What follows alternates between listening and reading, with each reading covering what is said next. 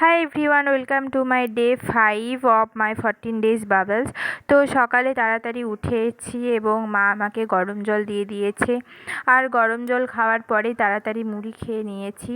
আজকে শুধু ছাতু দিয়েই মুড়ি খেয়েছি। তারপর কিছুক্ষণ পর আমি আইস প্যাক নিয়ে বসেছি। আইসের একটা মাস্ক ফেসে নেব।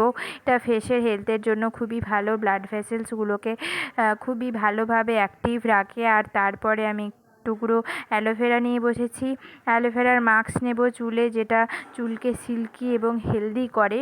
তো তার জন্য আমি অ্যালোভেরাটা প্রথমে একটা বোলের মধ্যে নিয়ে নিয়েছি এবং তারপর আস্তে আস্তে ধীরে ধীরে পুরো হেয়ারের মধ্যে সেটাকে নিয়ে নিচ্ছি। এই অ্যালোভেরার মাস্কটা খুবই ভালো এবং আমি যখনই বাড়ি আসি তখনই এই অ্যালোভেরার মাস্কটা আমি ইউজ করে থাকি। তারপর স্নান করে লাঞ্চ করে নিয়েছি এবং লাঞ্চ করে শুয়েছি। আর ঠিক কিছুক্ষণের মধ্যেই বজ্রবিদ্যুৎ সহ বৃষ্টিপাত শুরু হয় এবং আমি বৈঠকখানা যাই এবং হঠাৎ একটা জোরে বিদ্যুৎ চমকানি হয়।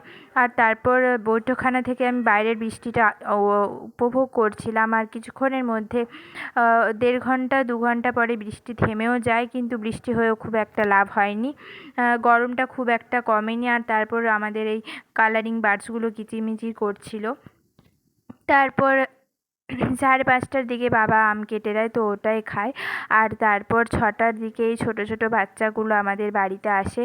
ওরা বাইরে খেলাধুলা করে এবং আমাদের বাড়িতে এসে আমারও খুব ভালো লাগে এদের সঙ্গে কথা বলতে। বেশ মিষ্টি মিষ্টি বাচ্চা আর মিষ্টি মিষ্টি ওদের কথাগুলো।